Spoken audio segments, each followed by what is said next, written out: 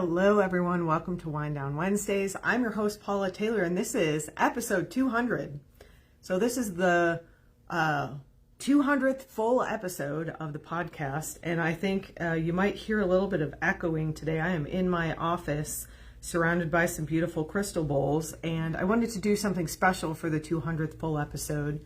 So today's episode is going to include a guided heart activation that will be guided through my voice, vocal toning, and the crystal bowls, and that will be available to everyone.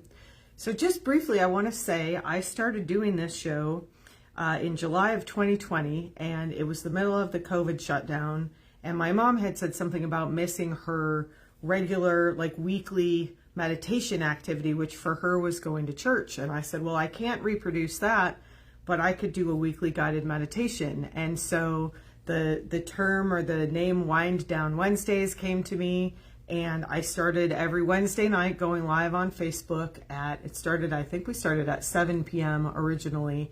And I did that for a couple of years. And then as I got busier and things got a little bit more hectic, I sort of started to do them a little bit less often. And then after about episode 164, I had multiple comments from people about how powerful the activations were.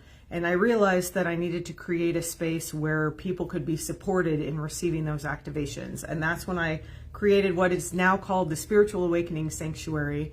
And so all of the more recent episodes, I now do about 2 full episodes a month, and then 2 bonus episodes that are available just to the people in the Spiritual Awakening Sanctuary. And I will just briefly say that we would love to have you join us there. We are a group of like-hearted individuals on the spiritual awakening path.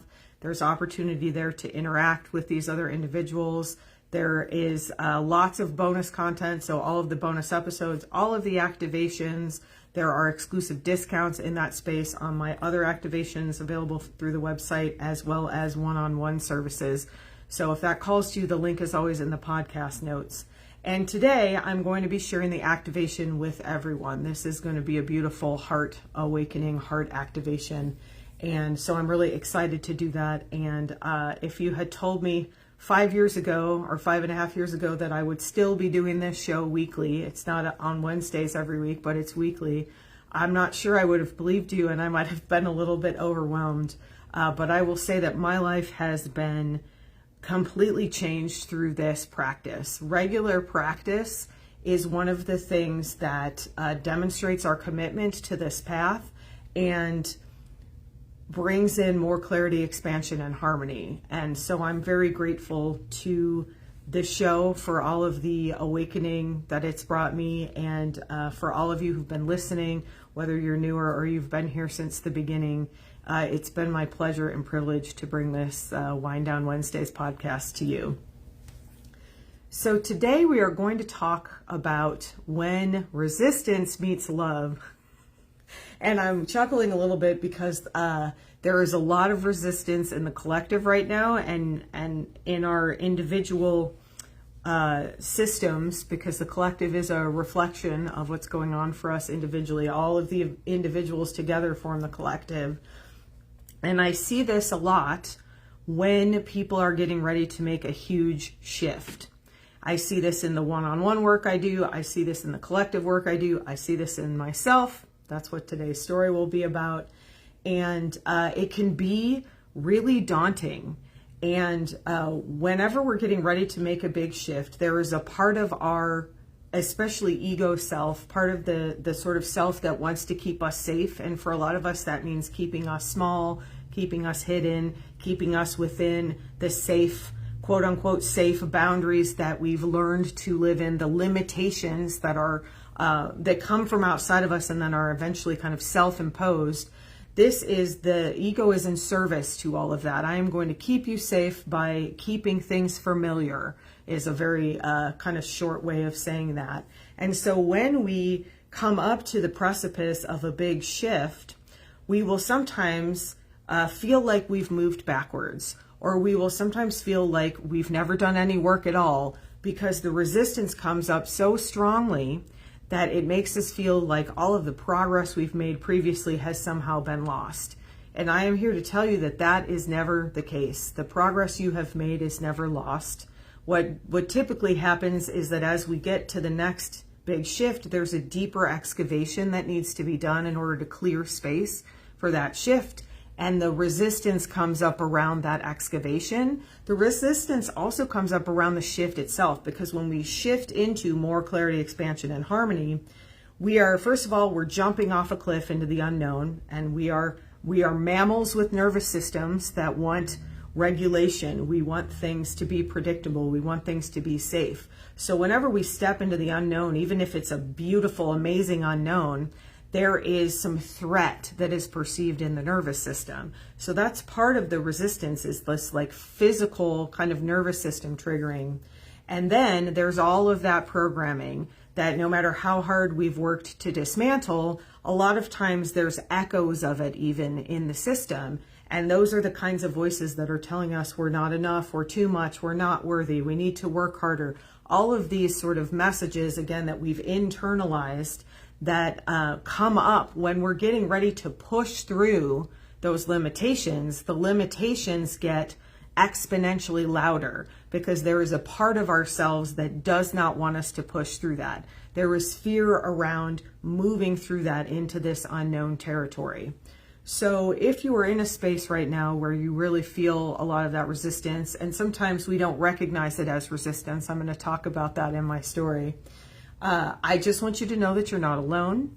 And I want you to know that this is purposeful. This is intentional. There is a huge shift coming, I think, around the solstice. So I am recording this on December 5th, and the solstice is the 21st.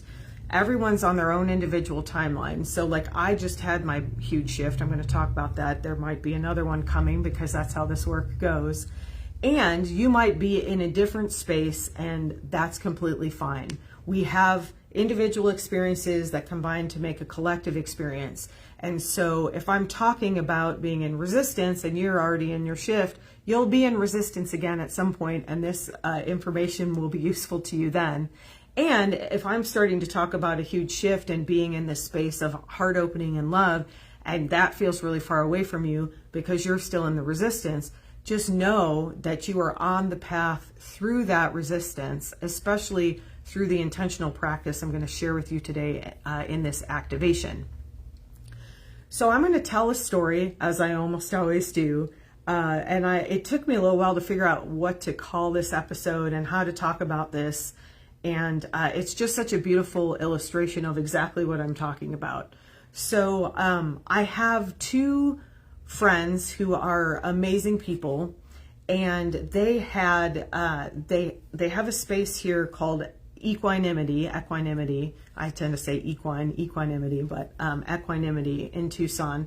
And I've talked about it before. I went through this equine assisted somatic experiencing training with them a couple of years ago. And there was a movie that was coming to town that they were going to be showing. I'm not going to go into detail about that yet. I don't want any spoilers of this. I'm just giving you a little bit of background. And this was a premiere of this documentary that was going to be shown this past weekend on this past Saturday. And Jeannie, one of the amazing owners of Equanimity, had asked me if I would keep some flyers here to publicize this because they were doing it as a fundraising for their nonprofit.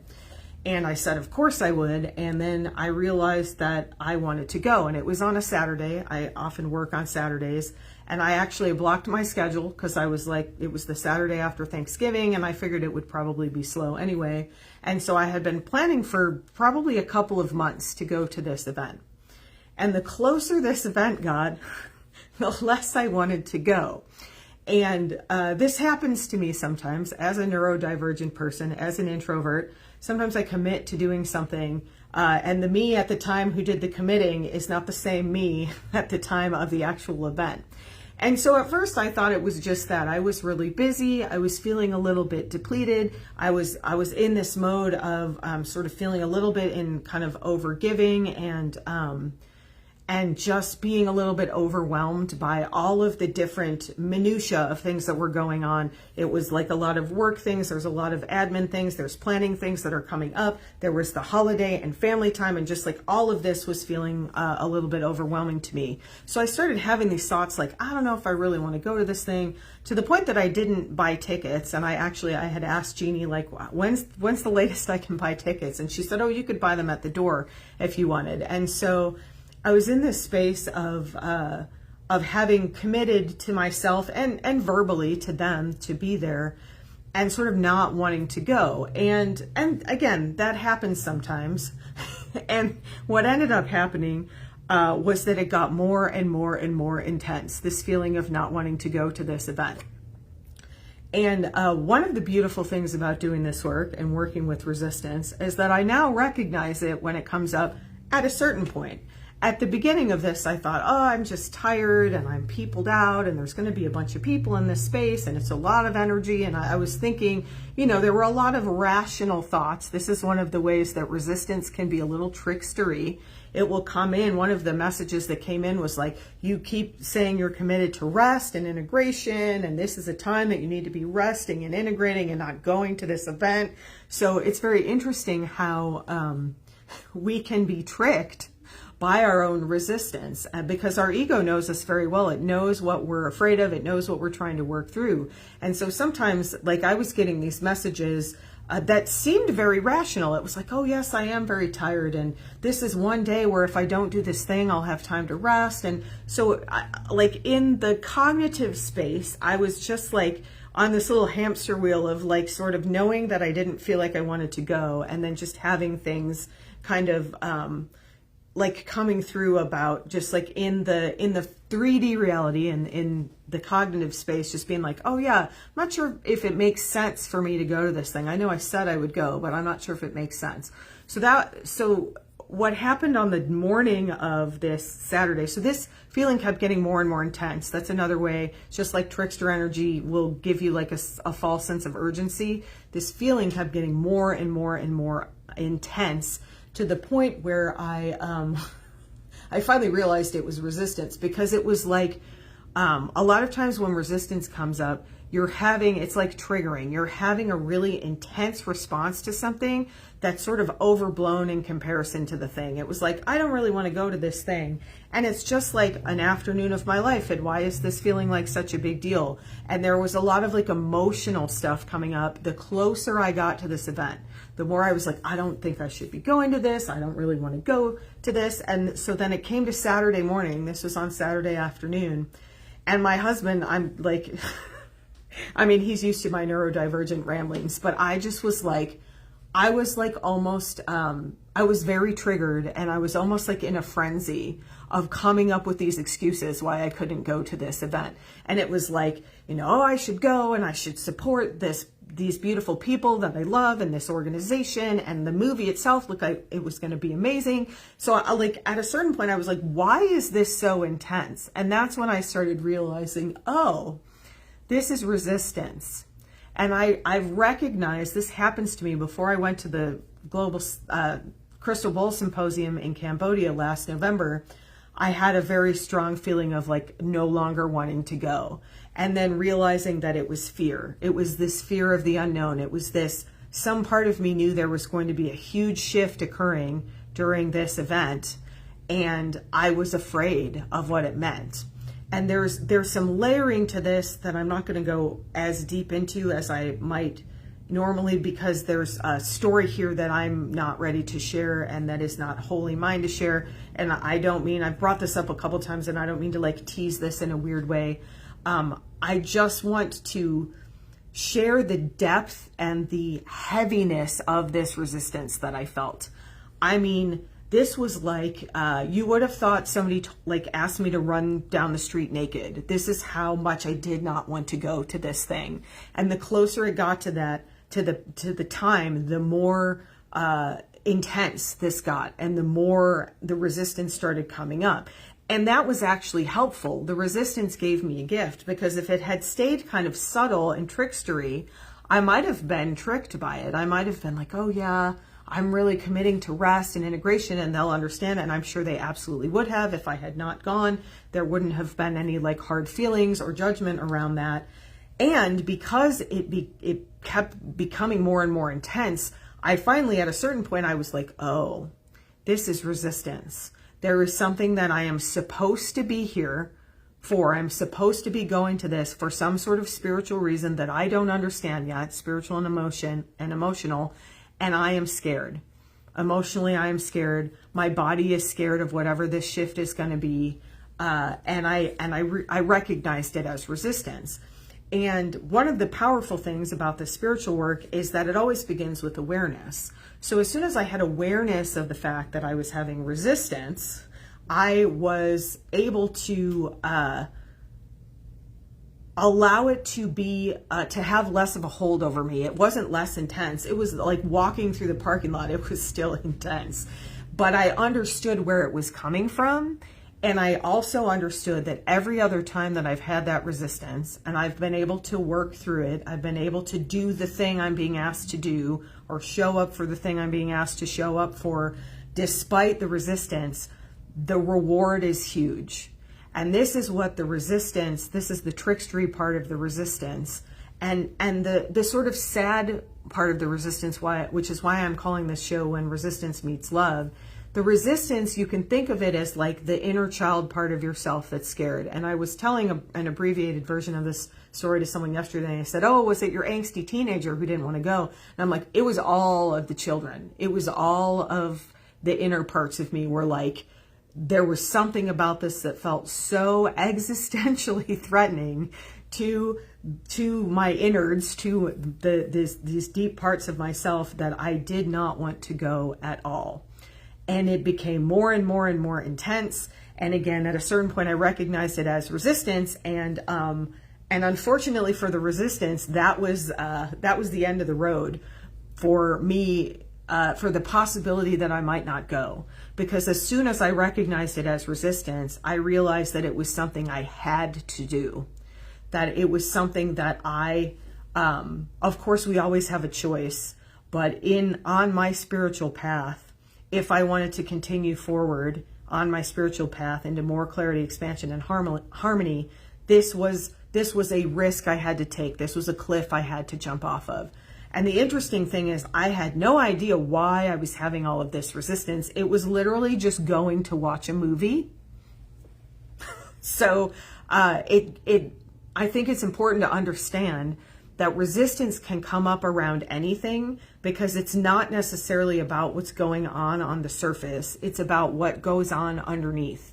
It's about the shift that's going to happen. It's about the heart opening that you're about to have. It's about the limiting belief about yourself or the world around you that you're about to release.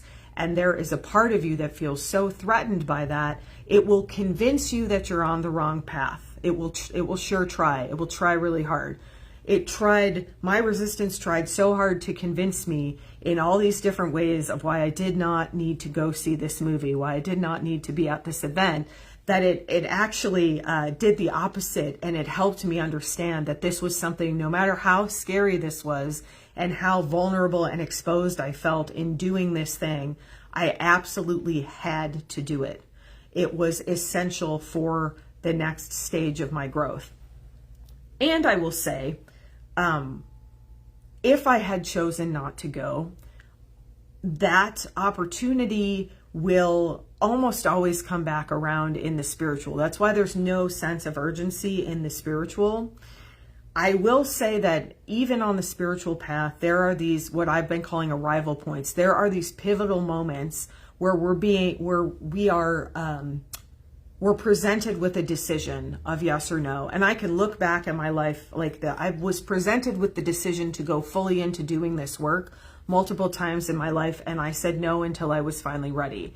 And they kept coming back around, these opportunities, until I was finally ready to say yes and take that big leap. So I want you to also release judgment around when the resistance wins. Sometimes the resistance wins, and that's okay. It doesn't mean you've moved backwards. It doesn't mean you've missed an opportunity that will never come back around. And if you can recognize the resistance and move through it with love, the dividends that pay out on the other side, I think, are sometimes exponentially expanded by the fact that you were able to move through the resistance, by the fact that the universe presented you with an opportunity and you were able to say, yes, I will do this even though I am petrified, even though every fiber of my being is telling me to run in the other direction. And I think it also is worth noting that sometimes there's a lot of discernment involved in this, because sometimes every fiber of your being is telling you to run the other direction because something's not aligned. And sometimes the resistance is trying to convince you that it's not aligned because of this idea of there's such a huge shift on the horizon. I don't know who I will be on the other side of this. That is kind of the bottom line of the fear around that. So you really need to have a lot of awareness and use some discernment around this to recognize when something is resistance, and then to allow yourself to move through the resistance despite the fear or along with the fear. So let me tell you, I built this up a lot. So I went to see this movie, and again, the resistance, I mean, I was like driving over there, like, why am I doing this? I don't want to do this. I'm like parking in the lot. There were no spots. I ended up like way far away, which is fine. I can walk, no problem. But I was like, there's no spots. It's a sign. I mean, I was in full on sort of like my inner children were in full on tantrum mode that I was taking them. And I just realized this now as I'm telling this story. So as I was walking in, there were three people in front of me. There was a mother with a younger son, like maybe 8 or so, and then like a preteen teenage daughter. And she didn't want to be there, and she was like stomping her feet and sort of having a little bit of a fit about it. And the mom finally just said to her, "Deal with it, we're here." And I just realized now that I was having that was like an external reflection of what was going on inside of myself. I was by myself, but I was having this same sort of thing of like taking my inner children along with me, and having one of them, especially, I don't know, all of them, none of them wanted to be there. They just kept telling me not to go, not to be there. So let's talk about what happened to me as I was able to move through the resistance. And sometimes moving through the resistance is just staying the course. I committed to the thing. There's a reason I'm supposed to be at the thing. I don't know what the reason is, but by God, I'm going to get there. And I'm going to drag all my little inner resistance-y children kicking and screaming with me. And like, I'm going to have to be the higher self in this moment and allow my higher self to guide me into the space that I'm meant to be. Sometimes we need help getting through resistance. A lot of times the resistance, depending on what we're working on and how long it's been there, it's held in the body. It needs somatic release. It needs support. It needs space held for it.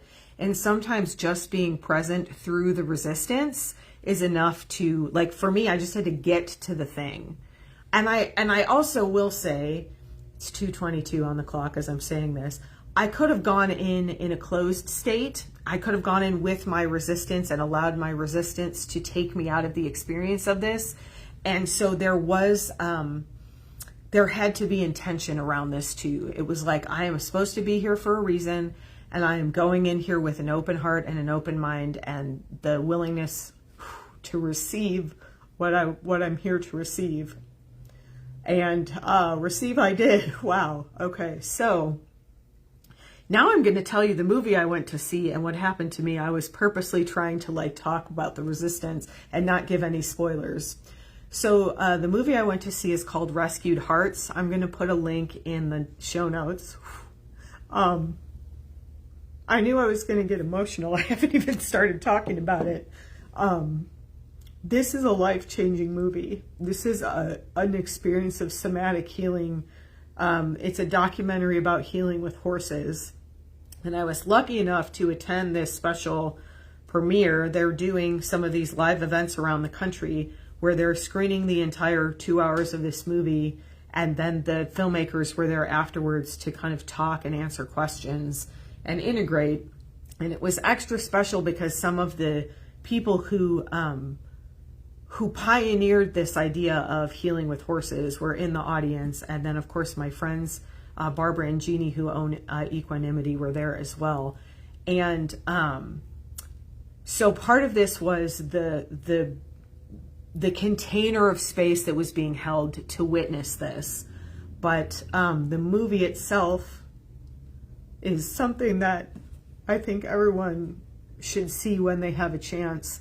And I know they have a virtual event coming up. I believe it's the 6th or 7th, or maybe both days. They're going to be doing virtual events where you can watch the first hour of this. So I will make sure it's Rescued Hearts. You can look up Rescued Hearts documentary, and I will put a link to the show notes. And I will try to talk my way through this experience with a minimum of sobbing.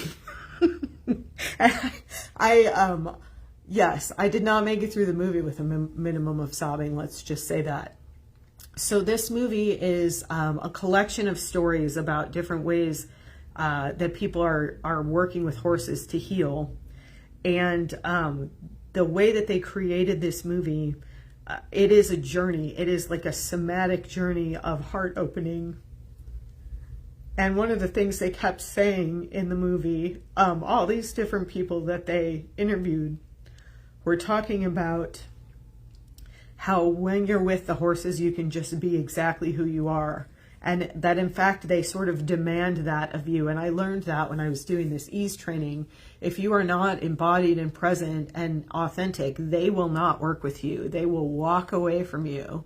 And one of the other things they talked about was how their hearts are so physically big that the coherence of their heart field, and you can learn a lot more about that through the Heart Math Institute, but we all have these fields of electric coherence that come from our hearts. And because horses have hearts that are so physically large, the coherence of their fields is extremely huge. And so this is a movie about different ways that people have worked with horses to heal in all sorts of different ways. But I think what it really was such a heart-opening experience, and such an experience of this understanding that what we need is to just be ourselves, to just show up for each other with authenticity and vulnerability. And the horses are one way that they reflect that for us. They ask that of us, and they call it out in us. And the way that they created this movie, you are in the experience of that with the people you are seeing in the movie. And when it was over, I wish that we'd had about 20 or 30 minutes of silence. I recognize that's not, that wouldn't have been, in the 3D, that wouldn't have made a lot of sense. But I just wanted to sit and be in this beautiful, heart-opening space. And just receive the love that was flowing through this movie, through this experience, and to share this with other people in the way that it was presented. It just was extremely powerful, and as you can tell, extremely emotional. And the resistance to our own understanding of our beauty and our depth and our vibrancy and our nature as unconditional love is such it's such a universal experience, and it's such a hard thing to work through, this resistance. Like as I'm talking, I'm like, oh, the 200th episode of my podcast is just me sobbing through the whole episode. And you know what? That's okay, because that's the authenticity and that's the vulnerability. And that is the core of all of the work that we do together. The work of awakening is just remembering that you are a being of unconditional love and starting to really receive that in the body, because we are in bodies. And so as this movie continued, there's something that I've had a lot of resistance about that, again, I'm not going to talk about here, but I want to just talk about how powerful our fear can be, and how sometimes when we know there's something we need to do, we can have so much fear and so much resistance around that. We can talk ourselves out of this thing that we need to do. And I've been doing that for a couple of months now around this thing that I need to do. And as I was in this experience and I kept hearing the people say things about the horses just want you to be who they are. They just want you to show up. They just want you to be present. I realized that in this space, I'm getting prepared to like do this thing, that it's not really about the doing. It's really about the presence, and that I just need to show up. I just need to show up. And I had this memory of this retreat I went to many years ago that was run by a tantric teacher. And it was a small women's retreat. There was like maybe 6 or 7 of us, maybe 8 at the most in this space. And it was a really beautiful kind of heart-opening experience. And throughout this experience of this retreat, this woman, I was about 24 maybe at the time, maybe younger, because I hadn't even gone to massage school. I was really interested in energy work and I was learning about things. But no, I had gone to massage school. I'm sorry. Anyway, it was around 2006, which is a long time ago. And I was much younger in my journey and younger in my physical body. And this woman who was probably a good 20, 25 years older than me, she kept coming up to me and I could tell she wanted something from me. And I like wasn't able to even like engage with her. It just felt like what she was asking of me was like more than I had to give. And it was very interesting because she never actually said anything. It was just the feeling, the expectation.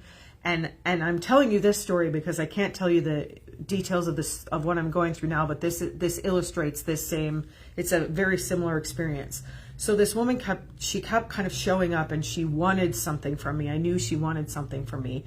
And I didn't understand what she wanted from me, and I didn't feel like I could give her what she wanted from me. And finally, at the very end of this, we were like walking into this closing circle where we did this beautiful walk kind of through a labyrinth. And I was just in this really spontaneous flowing space. And so I was sort of holding energy at the beginning of this and like inviting people to come through the energy to kind of go into the circle where the facilitator was holding space. And this woman came up and we were kind of the last 2. And I had this, again, like this visceral understanding that all she needed was for me to show up for her. I don't know what our history was, there was probably some sort of past life thing, or maybe I represented someone else for her and she represented someone else for me. But I remember just stopping and holding her hands and the 2 of us looking into each other's eyes. And I said, I'm sorry it took me so long to show up for you, but I'm here now and I'm fully present. That is the gift that we have to offer ourselves and each other, is to be fully present and fully show up.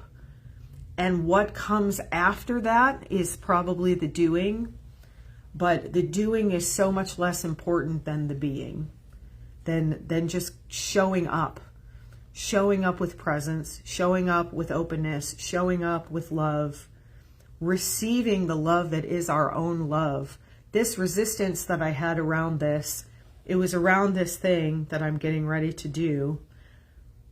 And it was so much deeper than that. It was around recognizing my own value and my own worth and allowing myself to just be exactly who I am without pressuring myself to show up in a certain way or to do a certain thing. If I want to do a certain thing, first I just have to show up and be who I am. First, I just have to open my heart and allow myself to receive the truth of my own nature, which is unconditional love. And to see it in this movie reflected in such a beautiful and powerful way, you can obviously see how powerful it was for me, how much it affected me. And from that, perhaps you can understand why I had so much fear around this. It is incredible the amount of fear we have around our own magnificence, around the immense truth of our being, that we are made of unconditional love, and that all that's asked of us is to open ourselves to channel that love, to receive that love and then to channel it through and give it without expectation and without judgment of ourselves and others. I think it's the hardest task we have as humans. And I think it's a task that is being made possible for us at a depth that has never before been available because of the kind of work that we are doing in the spiritual that was reflected in this beautiful movie, Rescued Hearts. So I highly encourage you to check it out and see the whole thing when you can, and bring your tissues and your open heart and remember who you are. This is all a path of remembering who you are.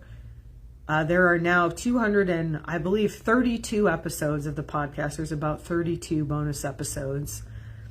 And if I could sum up every single episode and the message of this entire show in one phrase, it would be remember who you are, be who you are without judgment, and you will be the vibration of love, because that is who you are. So we are going to step together into heart activation. This will be kind of guided meditation style, but it's not just a meditation, it's an activation. I've got some beautiful bowls here. I'll be using some vocal toning and light language, and I offer this gift through and from my heart to yours. May you remember who you are. May you release your judgments of self and others. And may you vibrate in the full, unconditional love, source energy that is what you are made of. So let's activate together. So for this guided activation, find a comfortable position. Whatever feels comfortable is perfect.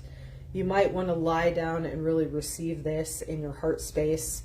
If you're sitting up, I recommend getting into a comfortable position that feels really cozy and supported.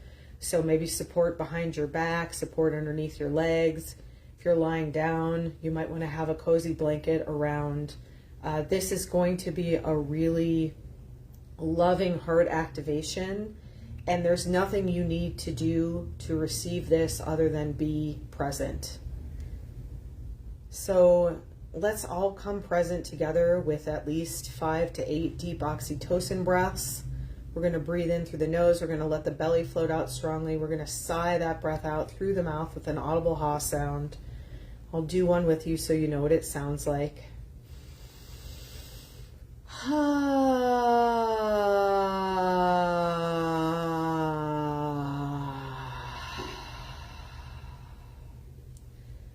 So do at least 5 of those, maybe do 8 or 9 or 10.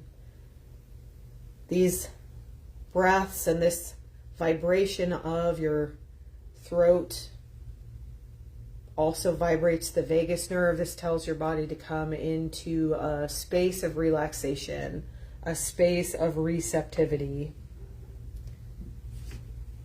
And receptivity and presence is all we ask for this activation. So just becoming aware of your physical body, maybe breathing into any areas of discomfort in the body.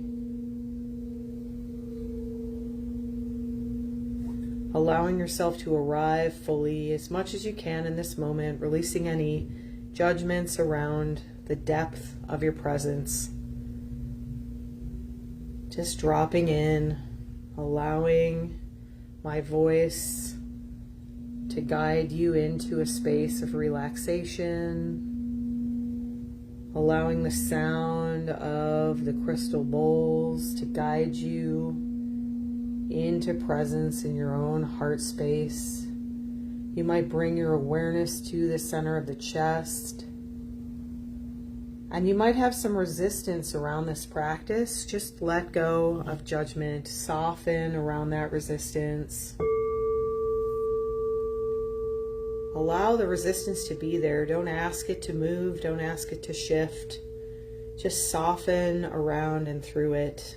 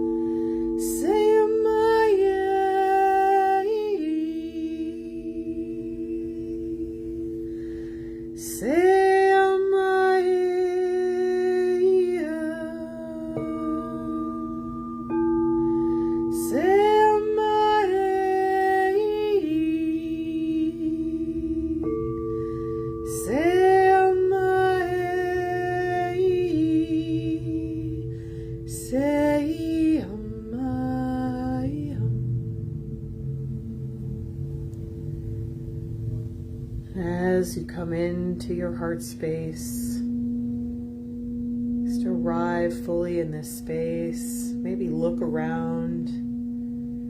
Notice what you see. Notice what you feel. Notice what you hear or smell or taste. What color is your heart space today? Notice the resistance and just allow it to coexist with your presence. Let go of judgment around discomfort, around resistance. Just allow yourself to be present.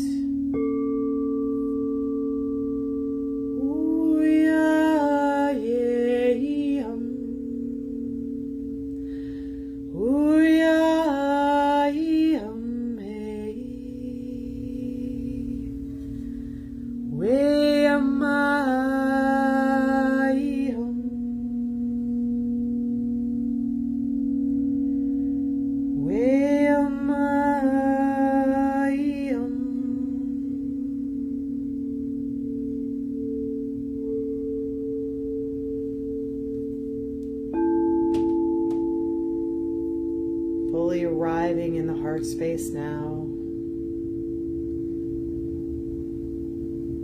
Receiving the loving transmission coming through my voice, coming through the frequency of the bowls.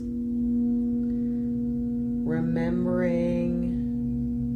that you are made of unconditional love. And allowing that love to fill your heart space.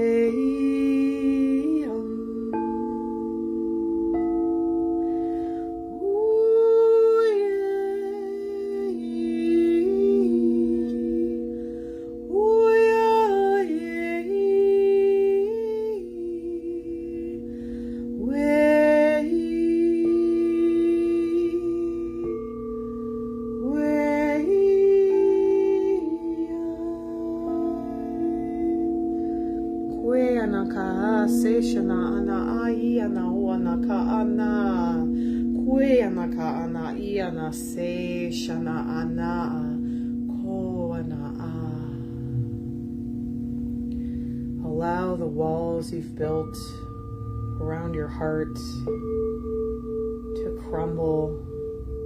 Know you are safe to allow this protection to collapse. Protection that has been keeping you separate, keeping you isolated. There's no need for these walls. There's no need to fear opening your heart in this beautiful safe space with these loving frequencies. Remember, you are love, and allow it to fill your heart now.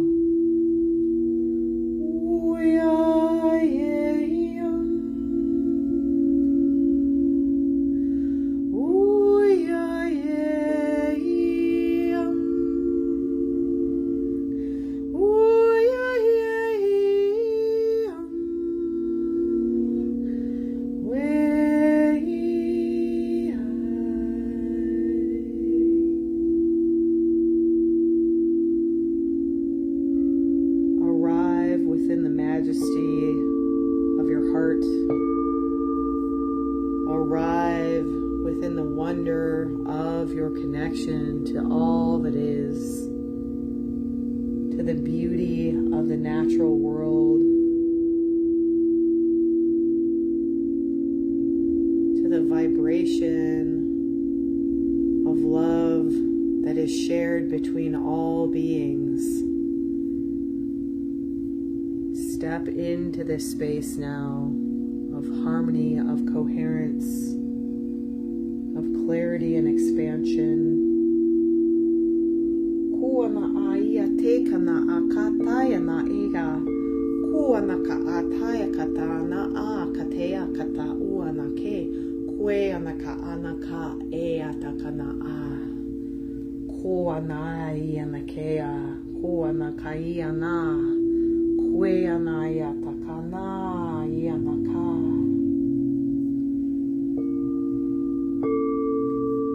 Remember that your true nature is unconditional love, and receive this love now, not just in the heart, on all levels of being, in all cells of your body, into your mental space, into your emotional body and your quantum field, to all versions of yourself, past, present, future, parallel, human, non-human,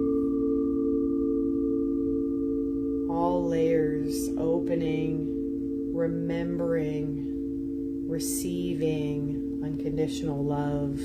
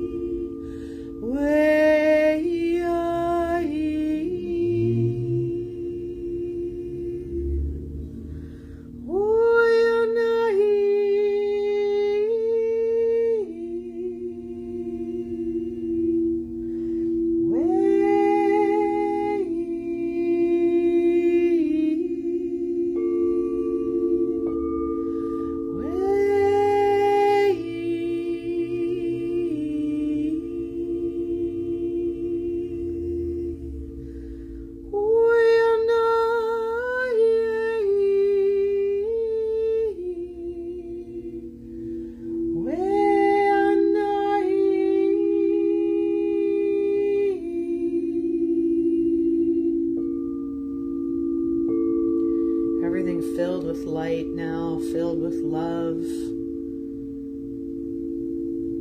letting go of judgment, letting go of the resistance if you can, allowing it to coexist, filling the resistance with this light and love.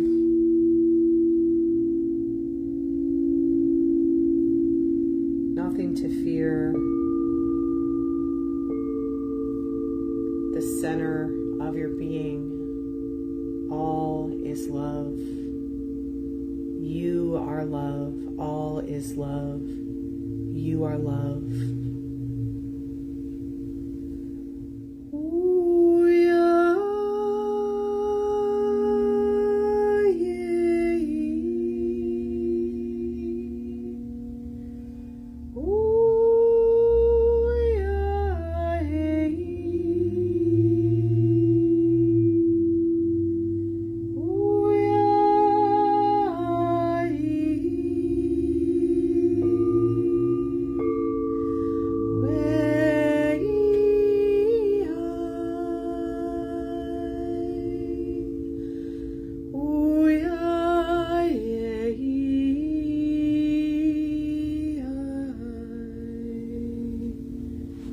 Opening your heart even more now in the last few moments.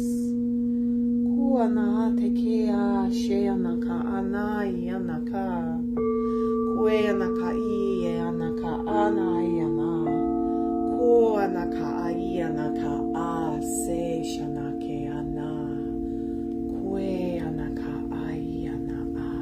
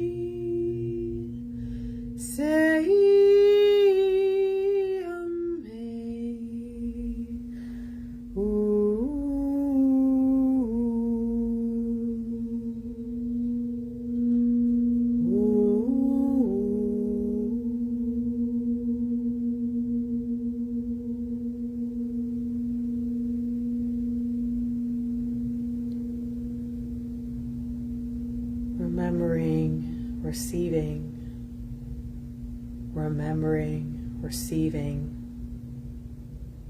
remembering, receiving. Every particle filled with love and light, remembrance of your oneness with the source of all that is. Stay in this space as long as you would like. If you're in a safe space to drift off to sleep and you'd like to do so, we send you there with love for the highest and most illuminated good. If you're coming back to the rest of your day or evening, be very slow, be very reverent of your experience. There's no need to rush back. Only when you feel called, only when you feel ready, begin to slowly move fingers and toes, maybe circling wrists and ankles. Deepen your breath. Take at least 3 of those big, beautiful oxytocin breaths.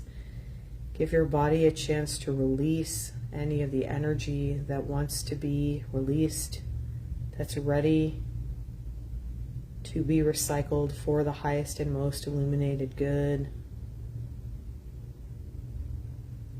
Come back slowly, arriving fully in your conscious mind and your body. Maybe taking a gentle stretch